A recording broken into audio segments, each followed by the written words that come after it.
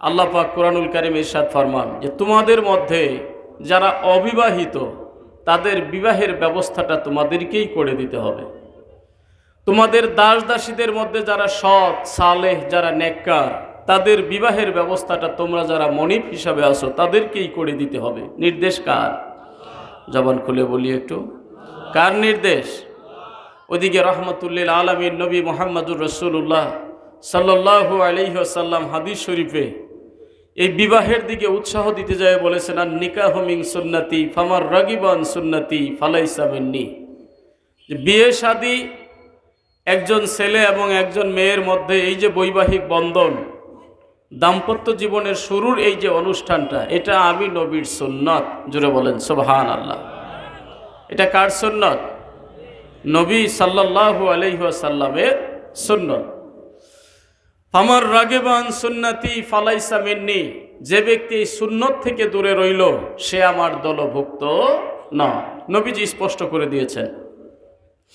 এখন আপনাদের খেদমতে আরজ করতে চাই, এই বিবাহ শাদী একটা বৈধ বিষয়, এটা নিয়েও আমাদের সমাজে পক্ষে বিপক্ষে বৈধ অবৈধ সফলতা বিফলতার অনেক কথাবার্তা আছে না নাই? সরকারিভাবেও আমাদের দেশে আইন করা আছে, যেটা আমাকে মাদ্রাসার প্রধান শিক্ষক হুজুর সাবজেক্ট দিয়েছেন যে বাল্য বিবাহ নিয়ে কিছু কথা বলার জন্য। বাল্য বিবাহ সম্পর্কে আমরা যারা সচেতন, আইনের কি প্রয়োগ, আইনের কি ব্যবস্থা আমরা সচক্ষে দেখতেছি, কিন্তু আসলে কোরআন সুন্নাহ মোতাবেক বাল্য বিবাহ বলতে কি বোঝায়, বাল্য বিবাহ শরীয়ত কতটুকু সাপোর্ট করে, এটা আমাদের জানার দরকার আছে না নাই? কথা বলেন, আছে না নাই? আমি একটা কথা খুব শর্ট করে, খুব সহজ করে আপনাদের খেদমতে আরজ করব। ইসলাম এমন কোনো বিষয় আমাদের জন্য অবধারিত করে দেন নাই যেটা রাষ্ট্রের জন্য ক্ষতি হবে, যেটা সমাজের জন্য ক্ষতি হবে, যেটা মানুষের জন্য ক্ষতি হবে। আওয়াজ দিয়ে বলেন ঠিক কিনা?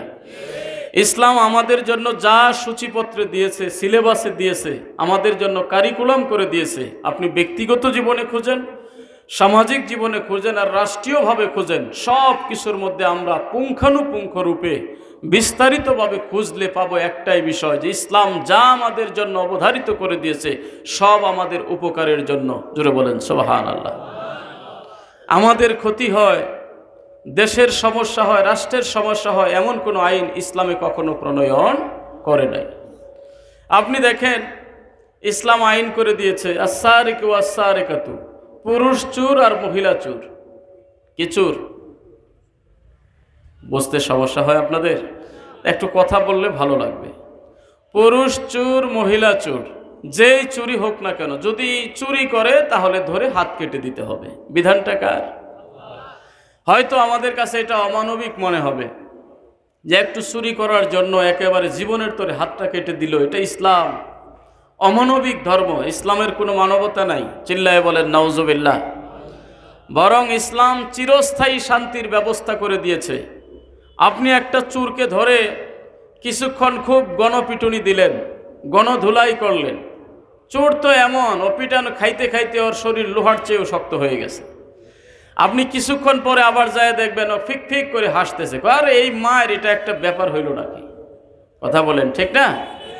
আবার দেখবেন পরের দিন সুযোগ পাইলে অন্য বাড়িতে সে আবার চুরি করছে। আর ইসলাম যে বিধান দিয়েছে, এটা একবার যদি একটারে হাত কেটে দেওয়া হয়, মনে করবেন পুরা লক্ষণাবন্ধ এলাকা একটার হাত কাটা দিয়েই যথেষ্ট, সব চুরগুলো টাইট হয়ে যাবে। কথা বলেন ঠিক কিনা? ইসলামের প্রত্যেকটা বিষয় এরকম।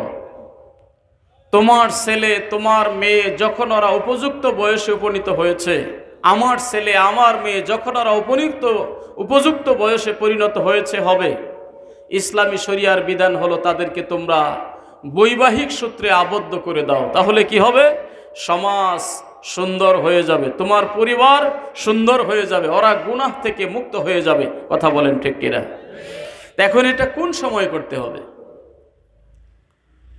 শর্ত হলো বালেগ হবে যখন ছেলে, বালেগা হবে যখন মেয়ে, তখন তাদেরকে ধরে বিয়ের ব্যবস্থা করে দিতে হবে। এখন এই বিয়ে নিয়ে অনেক মাসআলা। বিয়ে কারোর জন্য ফরজ, কারোর জন্য ওয়াজিব, কারোর জন্য সুন্নত, কারোর জন্য হারাম। কথা বলেন, বিয়ে করা কি হারাম? এখন পর্যায়ক্রমে আলোচনা করব ইনশাআল্লাহ। পাশাপাশি যে মরণ ব্যাধি আমাদের সমাজে, সেটা হলো খুব আমরা ঘুরপাক খাচ্ছি যেই ব্যাপারটা নিয়ে, যে বিয়ে শাদীর পাশাপাশি বিয়ের সাথে জড়িত করে ফেলেছি আমরা যৌতুককে। যৌতুক হালাল না হারাম? আপনারাই বলেন। যৌতুক শক্তি নাই, কথার মধ্যে ঝামেলা আছে। মন দিয়ে বলেন না একবার।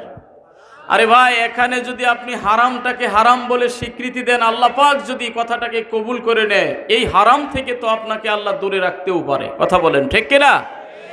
আপনারা বলেন একবার স্লোগান দিয়ে, যৌতুক নেওয়া, যৌতুক দেওয়া, যৌতুকের চিন্তা করা হারাম। এটা সম্পূর্ণই বিলকুল হারাম, এতে হালালের কোনো সম্ভাবনা নেই।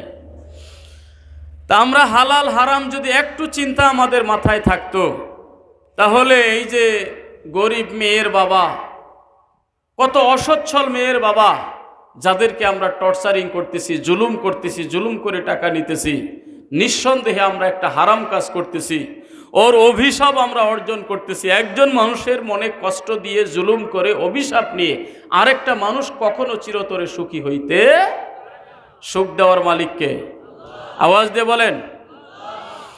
ও আমার ভাইয়েরা, এই বিশ্ব জগতের মধ্যে যত অঘটন ঘটে, যত হারামের সাথে আমরা সম্পৃক্ত, যত লোভ লালসার সাথে আমরা সম্পৃক্ত, যত বেঈমানি কাজের সাথে আমরা সম্পৃক্ত, মূলত কথা হলো একটাই, রব্বুল আলামিনের উপর ভরসা আমরা বাদ দিয়ে ফেলেছি।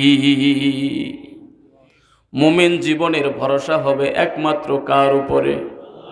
আওয়াজ দিয়ে বলি, কার উপরে ভরসা হবে?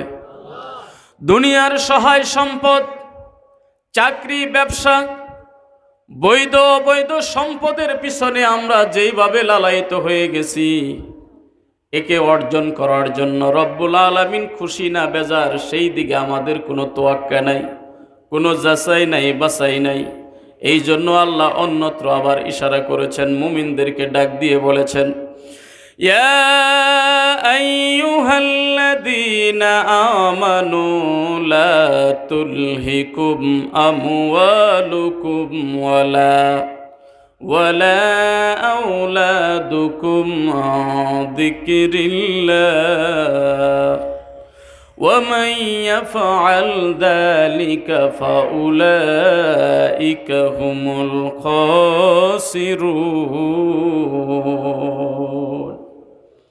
মুমিন মুসলমানদেরকে আল্লাহ ডাক দিয়ে বলেন, খবরদার, তোমার ধন সম্পত্তি, তোমার টাকা পয়সা, জমি জামা, বাড়ি গাড়ি, যাই বলো না কেন, মাল বলতে যা বোঝো, সম্পদ বলতে যা বোঝো, আর তোমার সন্তান সন্ততি, খবরদার খবরদার, আমি আল্লাহর জিকির থেকে, স্মরণ থেকে তোমাকে যেন কখনোই গাফিল না রাখে। কার কথা? আওয়াজ দিয়ে বলেন, কার কথা? আমরা যদি প্রকৃতপক্ষে আল্লাহর উপরেই ভরসা করতে জানতাম, যদি এই বিশ্বাস আমাদের অন্তরে থাকতো, ইজ্জতের মালিক আল্লাহ, শান্তি দেওয়ার মালিক আল্লাহ, রিজিকের মালিক আল্লাহ, এই পৃথিবী থেকে প্রাচুর্যতা দিয়ে ভরপুর করে দেওয়ার মালিক একমাত্র আল্লাহ, তাহলে কোনো অবৈধ কাজের দিকে আমাদের মন, আমাদের চিন্তা, আমাদের বডি আমরা বিন্দু মাত্র সামনে আগায়া দিতাম না। কথা কোন ঠিক কিনা? ভরসা থাকবে কার উপরে? আওয়াজ দিয়ে বলেন, কার উপরে? লাউ তাওয়াক্কালতুম আলাল্লাহি হাক্কা তাওয়াক্কুলি, প্রকৃতপক্ষে তোমাদের ভরসাটা যদি মুসলমান আল্লাহর উপরে থাকতো, লারাযাকতুম, তাহলে রিজিক দিয়ে আল্লাহ সব ভরপুর করে দিত। সুবহানাল্লাহ বলেন। আল্লাহ কুরআনুল কারীমের সূরাতুল হুদের 6 নম্বর আয়াতে জানিয়ে দিয়েছেন, ওয়ামা মিন দাব্বাতিন ফিল আরদি ইল্লা আলাল্লাহি রিজকুহা। আল্লাহু আকবার।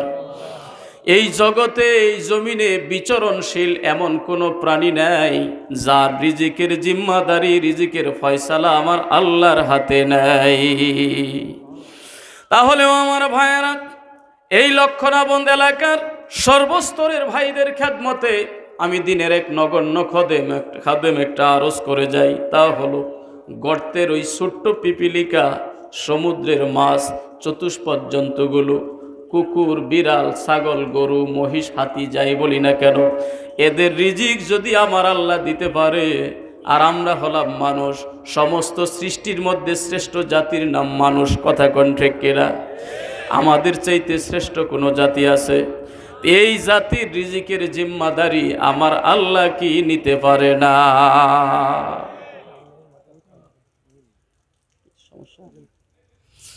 সম্মানিত হাজরিন, তাহলে আমাদের চিন্তা চেতনায় একটাই থাকবে, হ্যাঁ, দুনিয়াতে চলতে গেলে দুনিয়াবি উপকরণ আমাকে অবলম্বন করতে হবে।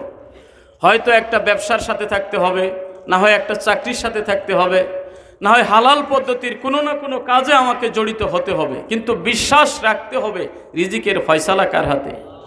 আওয়াজ দিয়ে বলেন, কার হাতে? তাহলে আল্লাহ পাক যদি আমাকে দয়া করে 2জন ছেলের বাবা বানায়, 4জন ছেলের বাবা বানায়, আমরা প্রথমেই যে লুলুপ দৃষ্টিতে তাকাই, আগেই হিসাব নিকাশ শুরু হয়ে যায় যে 4টা ছেলে যখন হইছে কমপক্ষে কয়েক লক্ষ টাকার মালিক আমি হয়ে গেছি। চিল্লায় বলেন নাউজুবিল্লাহ। এটা কোনো বাবার স্বপ্ন হইতে, আওয়াজ দিয়ে বলেন, আদর্শ কোনো বাবার এটা স্বপ্ন হইতে, বরং বাবার স্বপ্ন হবে আল্লাহ 4টা ছেলে দিয়েছে, আমি তাকে দ্বীনি শিক্ষায় শিক্ষিত করব, ইনশাআল্লাহ। দ্বীনি শিক্ষায় যদি শিক্ষিত করি, দুনিয়াতে আমার শান্তির জন্য ব্যাংকে আমি ব্যালেন্স করি, কিছু জমা রাখি, কিছু টাকা রাখি, কিছু ডিপোজিট করি। একটা ছেলেকে ধার্মিক বানানো মানে কি? একটা মেয়েকে দ্বীনি শিক্ষায় শিক্ষিত করা মানে কি? ওরা পরকালের জন্য আমার একটা সম্বল হয়ে গেল, কথা বলেন ঠিক কিনা? কিন্তু আমরা কি করি? আজে বাজে উল্টা পাল্টা যত চিন্তা। আমি বলবো ভাই, একজন মেয়ের বাবা, উনি মেয়ের বাবা, আপনি ছেলের বাবা।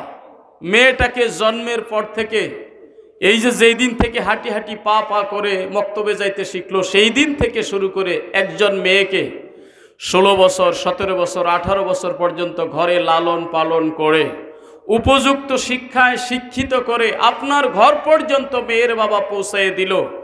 ইসলাম এমন একটা আইন করে দিয়েছে, এই উপযুক্ত মেয়েটাকে আপনার ছেলের বধূ বানায় আনতে গেলে অবশ্যই ইসলামী শরিয়া নির্ধারণ করেছে, তার জন্য একটা মোহর আদায় করে মেয়ের বাবার হাতে সম্মানী টাকাটা পৌঁছায় দিয়ে এরপর ওই মেয়েটাকে আপনার ঘরে আনতে হবে। আওয়াজ দিয়ে বলেন ঠিক কিনা?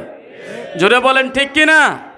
কিন্তু আমরা ওই সমস্ত যারা ইসলামকে মানে না, যারা ইসলামকে সবসময় পৃথিবী থেকে মুখের ফু দিয়ে নিভিয়ে দিতে চায়, ওদের কৃষ্টি কালচার আমরা মুসলমানরা আজকে আমাদের ঘরের মধ্যে ঢুকিয়ে ফেলেছি। যৌতুক নামের এই কৌতুক আমরা সমাজের মধ্যে চালু করেছি। চিল্লায়ে বলেন ঠিক কিনা? আমি শুরুতেই বলেছি যৌতুক নেওয়া কি? কথা বলেন, যৌতুক নেওয়া কি? মুখ খুলে বলি সকলে, হাজী সাহেব, গাজী সাহেব, নামাজি সাহেব, ছোট বড়, আলেম সাধারণ, আজকে কেমন জানি আপনার এই এলাকায় কেমন আছে আমি জানি না, কিন্তু বাংলার বিভিন্ন প্রান্তে তো আমরা ঘোরাফেরা করি, চলাফেরা করি। যেই জায়গাতে যাবেন সমস্যা, হুজুর এই বিষয়ে একটু কথা বলবেন, এটা আমাদের সমাজের বেদি হয়ে গেছে। কথা বলেন ঠিক কিনা? জোরে বলেন ঠিক কিনা? কি হবে ভাই আপনার তাহাজ্জুদ দিয়ে? কি হবে আপনার ইশরাক দিয়ে?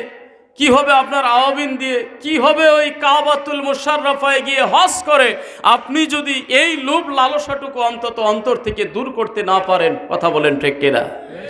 আপনি কেন আল্লাহর দেওয়ার নিয়ামত এই ছেলেটাকে মেয়ের বাবার কাছে কেন বিক্রি করে দিবেন? কথা বলেন। এই যৌতুক নেওয়া এটা তো কাপুরুষের কাজ, একটা অথর্ব বাবার কাজ। এটা কোনো শিক্ষিত, কোনো আল্লাহওয়ালা, কোনো বুঝমান বাবার কাজ হতে পারে না। বরং আজকে আমরা কি করি? নিজে যদি এই কাজের সাথে জড়িত না হই, নিজের ভাইদেরকে লাগাই দেখো, আমি তো জানি না আমার ভাইয়েরা করছে। কথা কর, আমি তো জানি না আমার মেয়ের জামাইরা এটা করছে। না আপনারা কি বলেন? দামান, মেয়ের দামানরা এই কাম করছে, আমি নাই। হাজী সাহেব সব আপনি জানেন, কিন্তু চোখ বন্ধ করে নিচের দিক হয়ে বসে থাকেন। আপনি এই যে একটা অভিনয় করলেন, আপনি জানেন না, ভাবতেছেন বন্ধু বান্ধব সুদী মহল যারা আলেম ওলামা জানলো আমি এই কাজের সাথে জড়িত না, কিন্তু মন থেকে আপনি কতটুকু সাপোর্ট করেছেন, কতটুকু এই কাজটাকে সহযোগিতা করেছেন, কতটুকু আপনার মনে আশা আছে পৃথিবীর মানুষ না জানুক, কিন্তু জানে কে? আওয়াজ দিয়ে বলেন, কে জানে? ইয়ালামু খাইনাতাল আয়ুন, তোমার চোখে চোখে তুমি কি ইশারা করো, ওমা তুখফিস সুদূর, তুমি অন্তরের মধ্যে কি গোপন রেখেছো, এটার খবরও আমার আল্লাহ জানে। সুবহানাল্লাহ বলেন, সুবহানাল্লাহ বলেন। একজন মেয়ে কতটুকু স্যাক্রিফাইস করে আপনার ছেলের ঘরে আসে, আপনার বাড়িতে আসে, আপনি একটু বিবেকটা লাগান। 15 থেকে 16 বছর পর্যন্ত মেয়ের বাপের বাড়িতে বড় হইল। এই মেয়েটা নিজের আত্মীয় স্বজন, মা বাবা ভাই বোন, অনেক সময় গ্রাম, অনেক দূরে যদি বিয়ে শাদী হয়, নিজের গ্রাম, নিজের এলাকা, নিজের থানা সব কিছু ছেড়ে দিয়ে আপনার বাড়িতে চিরদিনের জন্য চলে আসলো। এমনি তো মেয়েটার মন অনেক ভাঙ্গা ভাঙ্গা হয়ে যায়। আর যদি এই যৌতুক নামের কৌতুক নিয়ে মেয়েটার উপরে, অনেক সময় আমাদের সমাজে এখন টর্চারিংটা শুধু জামাইয়ের পক্ষ থেকে টর্চারিং হয় না, বরং ওই জামাইয়ের বাবা, স্বামীর বাবা, শ্বশুর পর্যন্ত মেয়ের টর্চারিং করতে শুরু করে, এমন নজির আছে না নাই? কোনো সময় শাশুড়ি নিজেও গালি দেয়, আবার ননদেও গালি দেয়, দেবরেও গালি দেয়। একটা মেয়ের উপরে 6-7 জন মানুষের সব সময়ের অত্যাচারের স্টিম রোলার, এটা নিঃসন্দেহে জুলুম ছাড়া আর কিছু না। বরং আপনাকে ধন্যবাদ দেওয়া দরকার ছিল, বোঝানো দরকার ছিল, বান্ধবীরে, ও আমার বন্ধুরে, ও আমার প্রিয়ারে, ও আমার আদরিরে, তুমি তোমার সব কিছু ফেলে দিয়ে আমার বাড়িতে এসেছো। প্রথম 2-1 দিন তোমার হয়তো কষ্ট লাগবে, আস্তে আস্তে আমাদের সঙ্গে তুমি খাপ খাইয়া উঠবে। কথা বলেন ঠিক কিনা? ওই ঘরটা ছিল পৃথিবীতে আদর্শ ঘর, ওই ঘরটা ছিল পৃথিবীতে সুন্দর ঘর। ওই ঘরের মধ্যেই তৈরি হবে আম্মা জান হযরতে আয়েশা সিদ্দিকা রাদিয়াল্লাহু তাআলা আনহার মতো মানুষ। ওই ঘরেই তৈরি হবে মা খাদিজাতুল কুবরা রাদিয়াল্লাহু তাআলা আনহার মতো মানুষ। চিল্লায়ে বলেন ঠিক কিনা? কিন্তু আমরা যে ব্যবসা শুরু করছি, এই ঘরে কোনোদিন শান্তি আশা করা, কথা বলেন, শান্তি আশা করা যায় না। বিয়ের মধ্যে আমরা 2টা ভুল করতেছি। একটা হলো কি, লোভ লালসা যৌতুক বাদ দেন, মেয়েটাকে আমি কোন বয়সে বিবাহ দিব। আজকের অনেক বড় বড় দার্শনিকদের কয়েকটা মতামত আমি দেখলাম, আজকেও দেখলাম। অনেকেই মতামত দিয়েছে এরকম, 1 নম্বর কোরআন সুন্নাহর যেটা আইন, সেটা তো বালেগ বালেগা, মেয়ে বালেগা হয়েছে, বিয়ের উপযুক্ত হয়ে গেছে, ছেলে বালেগ হয়েছে, বিয়ের উপযুক্ত হয়েছেন। বয়স যদি জিজ্ঞেস করেন, অনেক দার্শনিকরাই বয়সটার ব্যাপারে ঐক্যমত পোষণ করেছেন। তা হলো, ছেলে যখন বয়স 20 থেকে 25 বা সর্বোচ্চ 30, 20 থেকে 25 এর মধ্যে দেওয়াটা হলো 1 নাম্বার, একবার উত্তম। আর 2 নাম্বার হলো 25 থেকে 30, এর চাইতে বেশি যেন ছেলের বয়স দেরি করা না হয় ছেলের বেলায়। আর মেয়েটা হলো 15 থেকে 20, 15, 16, 17, 18। কিন্তু আমার দেশের একটা আইন আছে, 18 বছরের নিচে যদি জন্ম নিবন্ধনে ধরা খায়, তাহলে বাল্য বিবাহের মামলা দিয়ে বিয়ে সেখান থেকে ভেঙে দেওয়া হয়। আছে না নাই? কথা কন না। আছে, আপনার এলাকায় আছে? 2-1টা বিয়ে কি নষ্ট হয়েছে অনুষ্ঠান থেকে? এখন আমি আপনাদেরকে অনুরোধ করি, বিনয়ের সাথে, এখানে সরকারি লোক থাকতে পারেন, সাংবাদিক থাকতে পারেন, আইনের লোক থাকতে পারেন, বা ভিডিও হইতেছে অনেকের কানে যাইতে পারে, সূক্ষ্ম কথা যেটা, ইসলাম যেটা আমাকে অনুমতি দিয়েছে, মেয়ে আমার বালেগা হয়েছে, এখন এটা আমার ব্যাপার, আমি কোন দিন তাকে বিয়ে দিব। কথা বলেন। 15 বুঝি না, 16 বুঝি না, 17 বুঝি না, 18 বুঝি না, তবে 15 ওভারটেক করে বিয়ে দেওয়াটা ভালো। একটা অল্প বয়সের মেয়েকে বিয়ে দিয়ে তার ঘাড়ে আপনি একটা বোঝা চাপাইয়ে দিলেন। সাংসারিক ঝামেলাও সে নিতে পারে না, জামাইয়ের সাথে কি ব্যবহার করতে হয় সেটাও সে জানে না, শ্বশুরের কি খেদমত করতে হবে তাও সে বুঝে না, শাশুড়ির সঙ্গে কিভাবে কথা বলতে হবে তাও সে জানে না। ওর ঘাড়ে অতিরিক্ত একটা বোঝা চাপিয়ে দিলাম। আর দাম্পত্য জীবনে ওরা যখন মেলামেশার কারণে পেটে সন্তান আসবে, অল্প বয়সে সন্তান হওয়ার কারণে অনেক ডাক্তাররাই অভিমত পোষণ করেছে যে অল্প বয়সে, কাঁচা বয়সে যদি সন্তান পেটে আসে, ওই সন্তানগুলো সবসময় রোগা থাকে, দুর্বল থাকে, ব্রেনও কম থাকে। তাহলে সব দিক থেকেই আমরা মেয়েটার একটা ক্ষতি করে ফেললাম। কথা বলেন ঠিক কিনা? ইসলাম অনুমতি আমাকে দিয়েছে, বালেগা হওয়ার পরেও 2-1 বছর আমরা অন্তত একটু অপেক্ষা করি, ছেলেটার মেয়েটার বয়স একটু পরিপক্ত হোক, এরপরে আমরা বিয়ের চিন্তা করব ইনশাআল্লাহ। এখন দ্বিতীয় যে সমস্যা, অনেকে আবার দেরি করতে করতে এমন দেরি করে ফেলি, আমার মেয়ে নিজের পায়ে দাঁড়াইতে শিখুক। নাউজুবিল্লাহ বলেন, নাউজুবিল্লাহ বলেন। সরকারের নিয়ম হলো 18 বছর, আমার মেয়ের বয়স 22 বছর হয়ে গেছে, তবুও বিয়ে দিতে পারতেছি না, আর একটু পড়ালেখা করাবো, আর একটু ইস্টাবলিশড হোক, আর একটু নিজের পায়ে দাঁড়াইতে শিখুক, আমার মেয়ে যাতে কারোর কথা শুনতে না হয়। আমি বলবো ভাই, তুমি বাবা হিসাবে অপরাধী হয়ে গেলে। কারণ যখন ফুলটা পরিপূর্ণ ফুটে ওঠে, ওই ফুলের প্রতি চাহিদা সবার থাকে, কথা বলেন ঠিক কিনা? ফুল ফুটার পরে যখন আবার সময় পার হয়ে যায়, আস্তে আস্তে ফুল আবার কেমন জানি পুরাতন হতে থাকে, আবার ছোট হয়ে আসে, তখন ওই ফুলের দিকে আর কারোর চাহিদা থাকে না। একজন মেয়ে যখন বালেগা হয়ে যায়, পরিপূর্ণ বয়সের অধিকারী হয়ে যায়, একজন সূক্ষ্ম ব্রেনের বাবা হিসাবে চিন্তা করা দরকার, মেয়েটাকে এখনই আমার উপযুক্ত পাত্রের কাছে হস্তান্তর করতে হবে। কারণ এই মেয়ে সময় মতো যদি আমি বিবাহ দিতে না পারি, ওর যে একটা যৌবন আছে, যৌবনের সময়টা যদি পার হয়ে যায়, অথবা যৌবনের ধাক্কায় বর্তমানে যে আমাদের সামনে সয়লাভ হয়ে গেছে ব্যভিচারগুলো, অশ্লীল কাজগুলো, মোবাইলের মাধ্যমে, টিভির মাধ্যমে, অ্যাডভার্টাইজিংয়ের মাধ্যমে, এগুলো দেখার কারণে কোনো মেয়ে যদি চরিত্র নষ্ট হয়ে যায়, কোনো ছেলের সাথে যদি কোনো ব্যভিচারের কাজ ঘটায় ফেলে, তাহলে এই জন্য 1 নম্বরে আসামি হতে হবে মেয়ের বাবাকে। কেন তুমি উপযুক্ত বয়সে মেয়েটার বিবাহের ব্যবস্থা করলে না? অনুরূপভাবে ছেলের ব্যাপারেও একই হুকুম। আপনি সর্বোচ্চ 25 বছরের পরে আপনার চিন্তা বাদ দেওয়া দরকার, ছেলে ইস্টাবলিশড হোক আর না হোক। যদি আল্লাহ সামর্থ্য দিয়ে থাকে, যদি আল্লাহ আপনাকে ধন সম্পদ দিয়ে থাকে, আপনার ধন সম্পদ আপনার ছেলে খাইতে পারলে, আপনি ছেলে বিয়ে করাইলে ওই মেয়েও খাইতে পারবে, কথা কোন ঠিক কিনা? আর যদি এমন হয়ে যায় না একেবারে অপারগ, শারীরিক দিক থেকে সক্ষম কিন্তু আর্থিক দিক থেকে ছেলেটা খুব দুর্বল, তাহলে তখন আপনার বিবেচনায় আনতে হবে, আমার নবী কি বলেছে, যদি বিয়ে করার সামর্থ্য তোমার না থাকে, যদি বিয়ে করার সামর্থ্য তোমার না থাকে, তাহলে তোমার জন্য রোজা রাখতে হবে ওই ছেলে। রোজা রাখার উদ্দেশ্য কি? ফাইন্নাহু লাহু বিজা, এই রোজাটা তার জন্য মানে কি বলবো, এই যে একটা শক্তি, এটাকে দুর্বল করে ফেলবে। তবুও তোমার ব্যভিচারের দিকে যাওয়ার কোনো যেন সন্দেহ, যাওয়ার কোনো উস্কানি, উৎসাহ তোমার ভিতরে যেন কাজ না করে। রহমতুল্লিল আলামিন এই পরামর্শ দিয়ে গেছেন।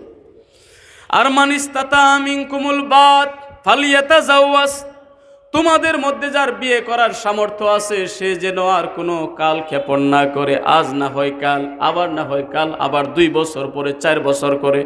এই যে তুমি 2 দিন 4 দিন করে দেরি করতেছো, এর কারণে কোনো ছেলে যদি অপরাধ করে ফেলে, যেই বাবাই কাল ক্ষেপণ করে ছেলের বিয়েটা দেরি করলো, ওই অপরাধের কারণে ছেলের বাবা, মেয়ের বাবা আল্লাহর দরবারে আসামি হয়ে যাবে।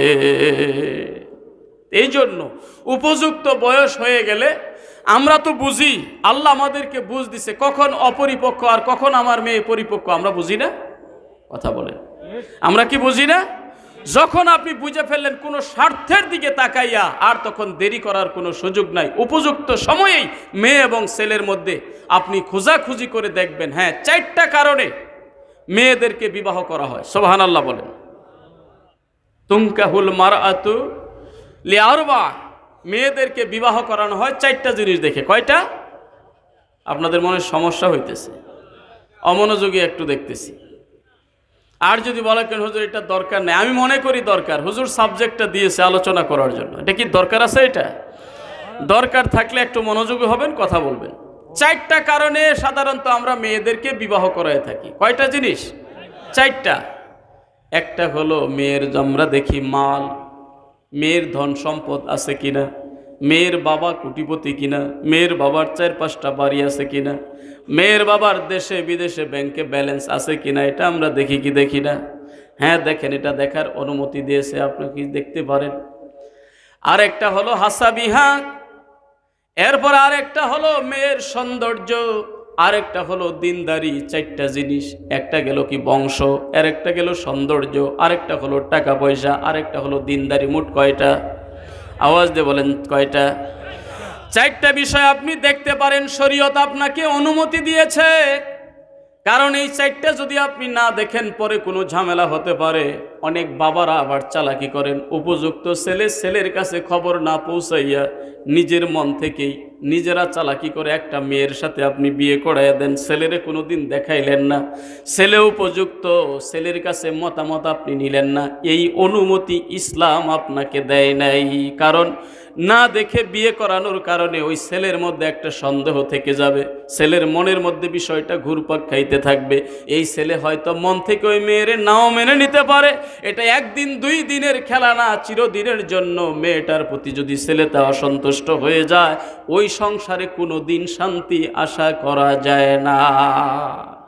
এই জন্য এখন দেখেন, যদি আসল কথাই চলে যায়, অনেকেই আমরা বেজার হয়ে যাব, আমাদের গায়ে লাগে যাবে। সেটা কি? সিলেটে কতটুকু আছে জানি না, মানে ওই সব মিলাইয়া কথা একটাই, মেয়ের বাবা মেয়ে জন্ম দিয়ে এত একটা ভুল করে ফেলেছে, এত একটা অপরাধ করে ফেলেছে যে ছেলের বাবারা শুধু যাবে আর যাবে, একবার মেয়ে দেখতে যাবে, আবার গায়ে হলুদ করতে যাবে, আবার ডেট আনতে যাবে, আবার ডেটের আগে কত কিছু করে। তার মানে বিয়ের অনুষ্ঠান হওয়ার আগেই 2-4 লক্ষ টাকা মেয়ের বাবারও নামানো শেষ। এমন নজির আছে না নাই? কথা বলেন, আছে না নাই? সব মিলাই মেয়ের বাবা একটা অপরাধ করে ফেলছে। অথচ তুমি যদি আশেকে রাসূল দাবি করো, তুমি যদি নবীর উম্মত হিসাবে নিজেকে দাবি করো, আমার নবী কি বলেছে? মেয়ের বাবারে আমার নবী প্রাধান্য দিয়েছে। জুড়ে বলেন আল্লাহু আকবার। আমি অনেক ওয়াজে কথাটা বলে থাকি, একটা বাস্তব কথা আমার গায়ের পশম দাঁড়ায় যায়। সৌদি আরবের একজন গাড়ির ড্রাইভার, সে প্রাইভেট কার চালায়, আমাদেরকে নিয়ে তায়েফে নিয়ে গিয়েছিল। তায়েফ থেকে ফিরার পথে ওই ড্রাইভারকে আমি জিজ্ঞেস করছি, অর্ধেক চুল পাকা, অর্ধেক দাড়ি পাকা, অর্ধেক চুল কাঁচা, অর্ধেক দাড়ি কাঁচা, মানে 50% পেকে গেছে, 50% সাদা আছে। ওই ভাইয়ের সঙ্গে কথা বলতে বলতে আমি জিজ্ঞেস করছি, ভাই আপনার ছেলে মেয়ে কয়জন? ড্রাইভার হাসি দিছে। আমি জিজ্ঞেস করছি, ছেলে মেয়ে আপনার কয়জন? ও কি করছে? কথা বলেন না, হাসি দিছে। তার মানে বিয়ের ব্যাপারটা এমন একটা ব্যাপার। সারসিনা মাদ্রাসায় যখন পড়তাম, আমাদের একজন মুফাসসির হুজুর ছিল পটুয়াখালীর। ওই হুজুর বলছিল যে এটা এমন একটা সাবজেক্ট, 6 বছরের শিশু থেকে 90 বছরের বুড়া পর্যন্ত বিয়ের কথাটা বলবা, দেখবে একটা হাসি দিছে। কথা কয় ঠিক না? বুড়া মানুষের সামনেও যদি আপনি কোন দাদা তোমার আরেকটা বিয়ে করাই দিন, দেখবেন দিছে হাসি। বিয়ে করুক না করুক ওইটা পরের কথা, এর মধ্যে একটা হাসির ব্যাপার আছে। আমি জিজ্ঞেস করলাম, ভাই আপনার ছেলে মেয়ে কয়জন? ও মুস্কি মুস্কি হাসে। তা আমি জিজ্ঞেস করলাম, ভাই আমার উত্তর তো হাসি না। আমি জিজ্ঞেস করলাম কি, তুমি হাসি দিলা, হাসির কোনো কথাও আমি বললাম না। পরে অনেকক্ষণ পরে সে আমাকে বলতেছে, ভাই আমি বিয়েই করি নাই। চিন্তা করছেন ব্যাপারটা? অথচ অর্ধেক চুলদারি পেকে গেছে, সৌদি আরবে একজন গাড়ির ড্রাইভার, তায়েফ থেকে ফেরার পথে। আমি বললাম, ভাই কারণ? এ আল্লাহ, তোমরা তো বাঙালি, তোমরা বিয়ে করলে টাকা পাও। এ কইতেছে আর হাস দিতেছে। বাঙালির খবর বিদেশের মানুষও জানে।